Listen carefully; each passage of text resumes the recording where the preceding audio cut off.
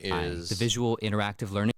The Art of Philosophy of Niccolo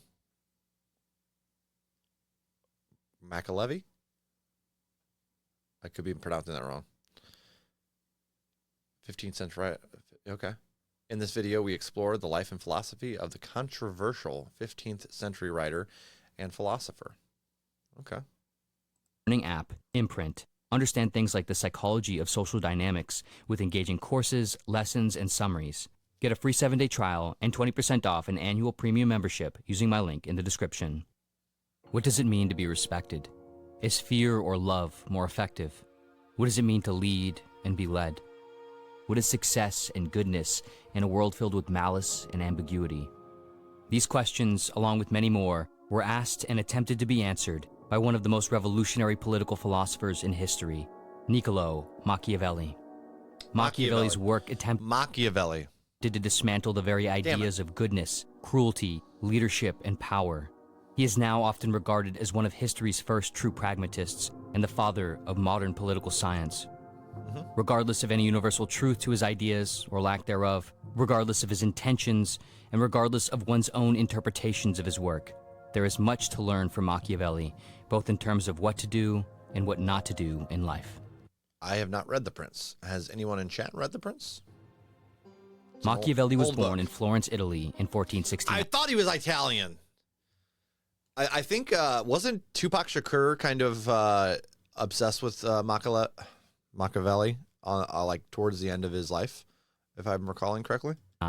His father was a doctor of law with a largely unsuccessful practice.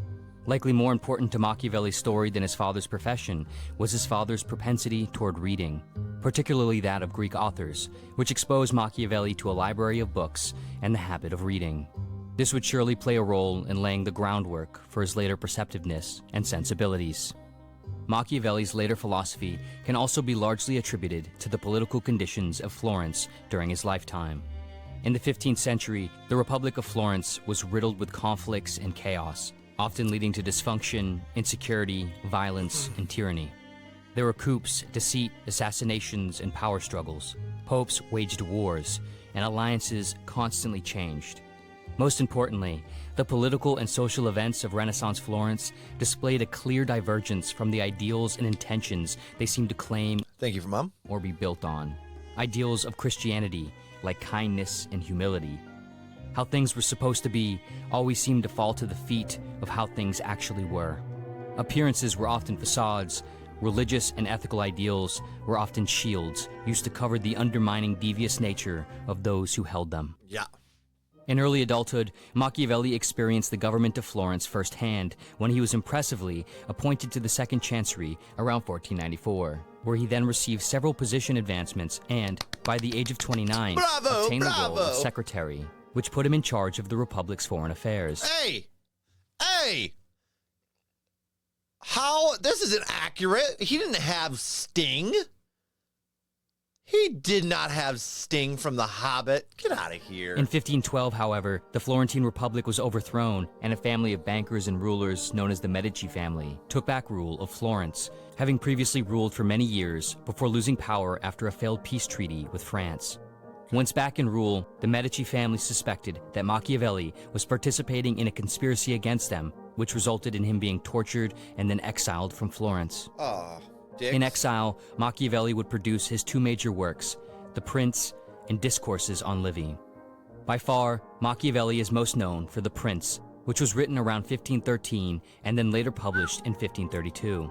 Though there are several ways one can interpret Machiavelli's intention with this work, at least in part, it was written as a gift for Lorenzo de' Medici, the Prince of Florence at the time, likely in an effort to gain his favor and employment.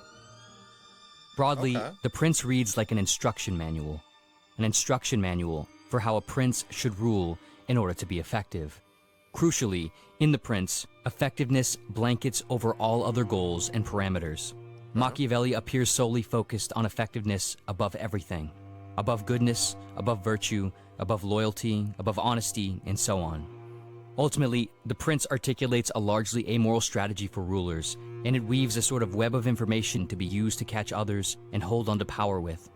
Like how a spider might regard a fly merely as a meal, The prince seems to suggest that a ruler ought to regard their enemies, anyone who gets in their way, or anyone who they deem must be devoured, just the same as the fly. The work is so extraordinarily dark, cynical, and pessimistic, it was banned by the Catholic Church for centuries, and one prominent cardinal by the name of Reginald Pole wrote, "I had scarcely begun I mean, the Catholic Church out there fucking banning everything at that time. Like, to read the book when I recognized the finger of Satan. Its author is an enemy of the human race." oh, I, with the human eye, can recognize Satan. Ironically, banning the book might itself have been resemblant of a Machiavellian tactic. Around and following Machiavelli's time, using his own tactics against him. princes and rulers were generally considered good, largely based on their adherence to the moral principles of Christianity: honesty, meekness, forgiveness, loyalty, and so on. Machiavelli, however, couldn't help but notice and get hung up on where these principles were derived from: the story of Jesus Christ. A story in which a man was humiliated, rejected, arrested, tried, and crucified. From a practical human perspective, this was not a story of triumph, but a story of defeat and ineffectiveness. Most rulers, after all, don't get resurrected, literally or metaphorically. Machiavelli could see the same story of defeat and ineffectiveness unfold with leaders, merchants, and individuals in general who followed suit in such ideals. So-called good statesmen or merchants, Dude. Fucking Sting again, guys. tended to lose to those who pretended to be good and then used any number of malicious tactics when they needed to in order to serve themselves. And so, rather than meekness in the name of goodness, Machiavelli believed a good, successful leader was one who maintained their power and forged a stable, secure nation, at essentially all costs and by whatever means necessary. Those who were at least willing to be immoral or amoral in their decisions and actions as leaders tended to accomplish the goals and duties of a leader more often and more powerfully, at least during this time and at least in the eyes of Machiavelli. Okay. One of the central ideas of Machiavelli's view on effectiveness was respect. And for him, respect was safest and most likely to be sustained by fear, as opposed to love or hatred. To be clear, it's not that being loved was bad in the mind of Machiavelli, but rather, in his own words, upon this a question arises, whether it be better to be loved than feared, or feared than loved. One should wish to be both, but because it is difficult to unite them in one person, it is much safer to be feared than loved.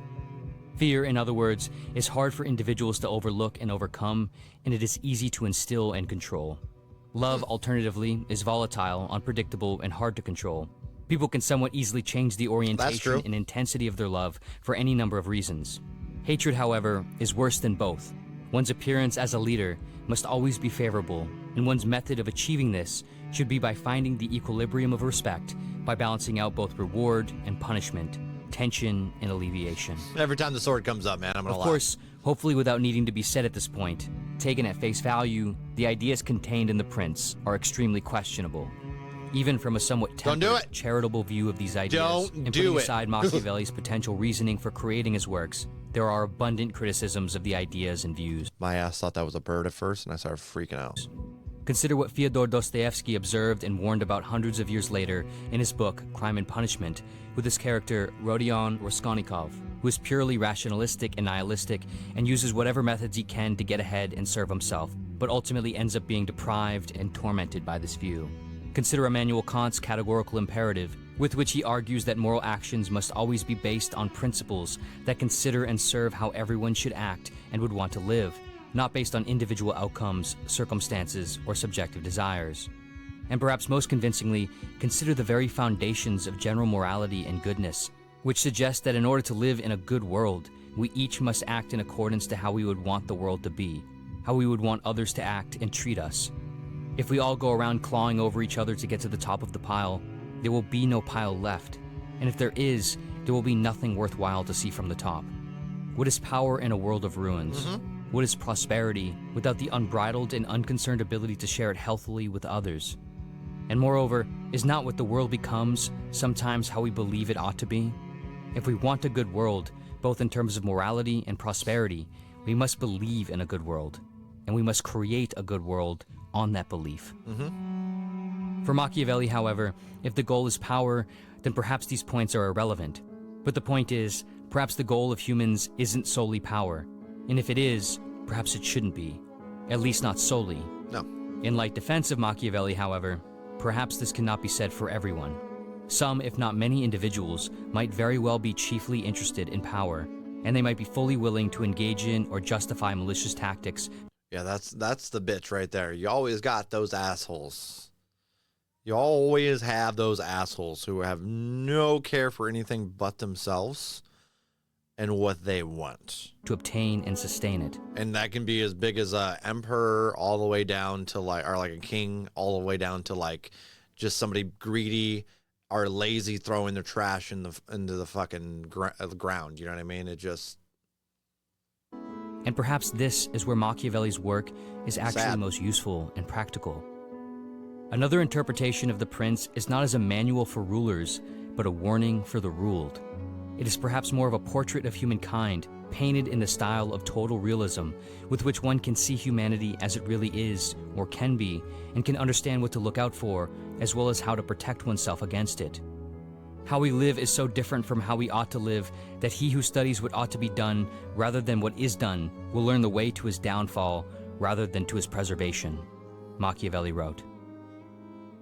Moving somewhat beyond the realm of mere governance, we can and likely should consider a degree of Machiavelli's insights in our own individual lives.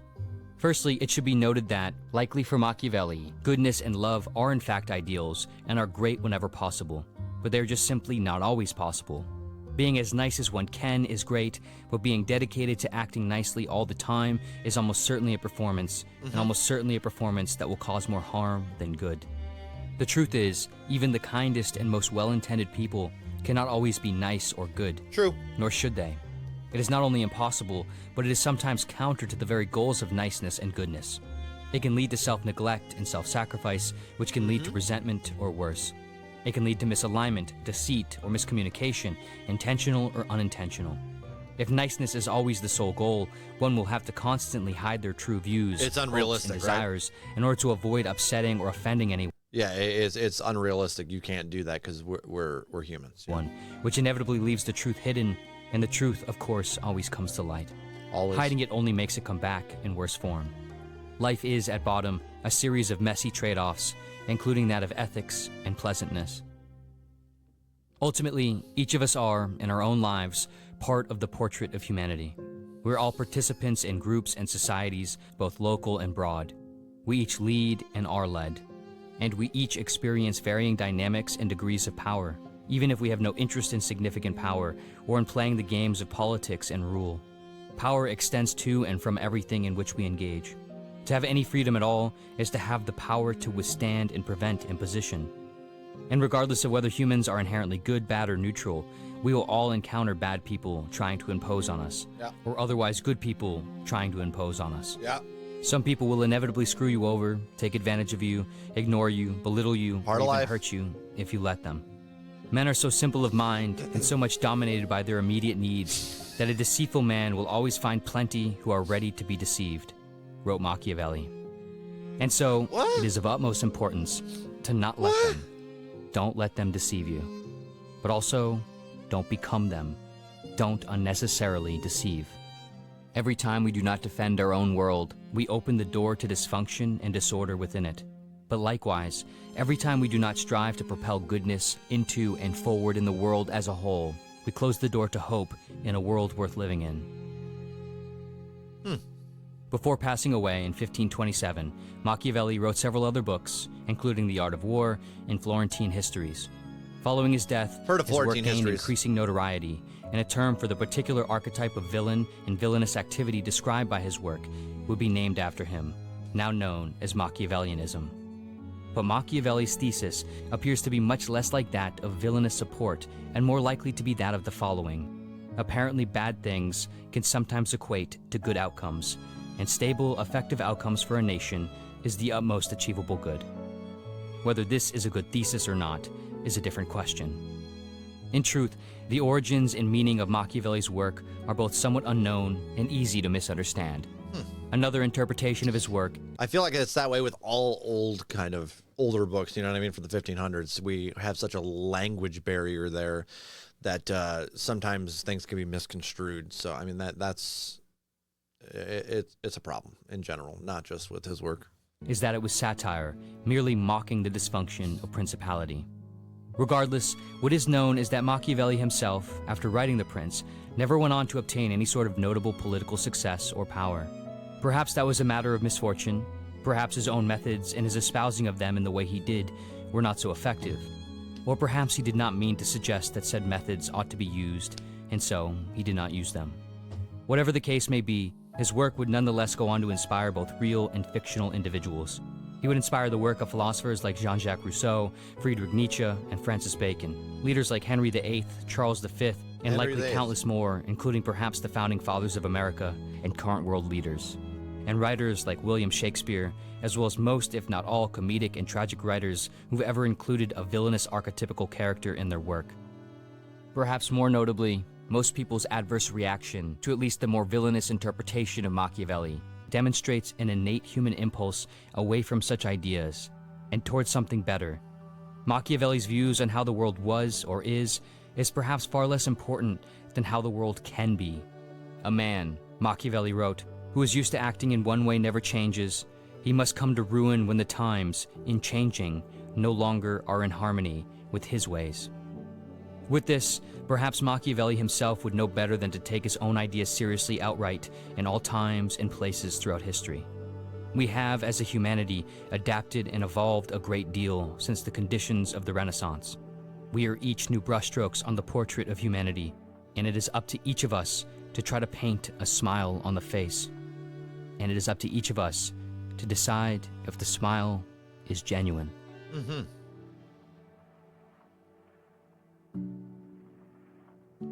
Understanding how to be both a good and effective person, how to be both fair to others and fair to oneself, chiefly requires a respect for human psychology.